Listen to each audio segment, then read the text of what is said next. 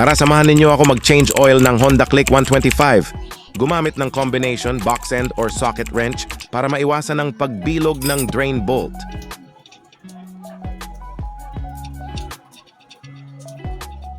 Patagasin lang natin yung lumang langis, bali 1,500 kilometers nga pala ito bago ko pinalitan.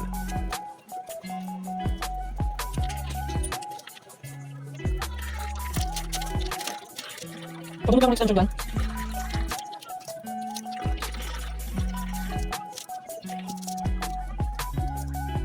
Pagkatapos kalasin natin itong engine oil cap na galing sa Shopee.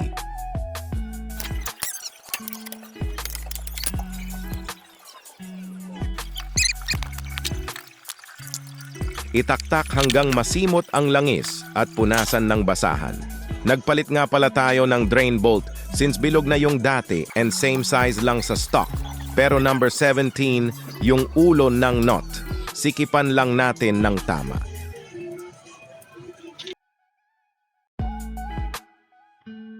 Eneos nga pala ang susubukan natin na langis dahil maganda daw ito. Butas-butasin muna natin, then ibuhos ang buong 800 ml na langis pang scooter. Pagkatapos ibalik ang engine oil cap na may design na breather. Ibalik na natin yung Akrapovic Shopee pipe. Binaklas pala natin yan since nag-grinder tayo ng nut para mas magawa natin ng maayos. Lagay lang natin yung dalawang nut na size 10. And isunod natin yung nut na size 14 para sa bracket. Kitang-kita na nabilog na ang drain bolt. Mabuti na lang at nagawan natin ng paraan sa tulong ng mahiwagang grinder.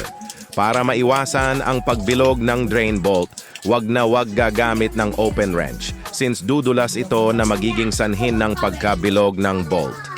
Gumamit lamang ng mga socket wrench para mas makapit ang pihit.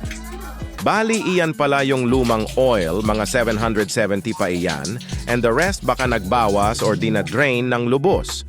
Para mapalitan ang change oil, indicator or warning sa panel, gawin lamang ang mga sumusunod. Pindutin ng sabay ang set and select. Pagkatapos ay pindutin ang set hanggang sa oil change.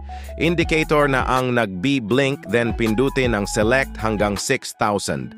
Ang max na pwedeng ilagay, 1,500 lang. Ang aking easy set para goods na goods pa rin ang langis. Paano naman aalisin ang change oil indicator? Ganito lang.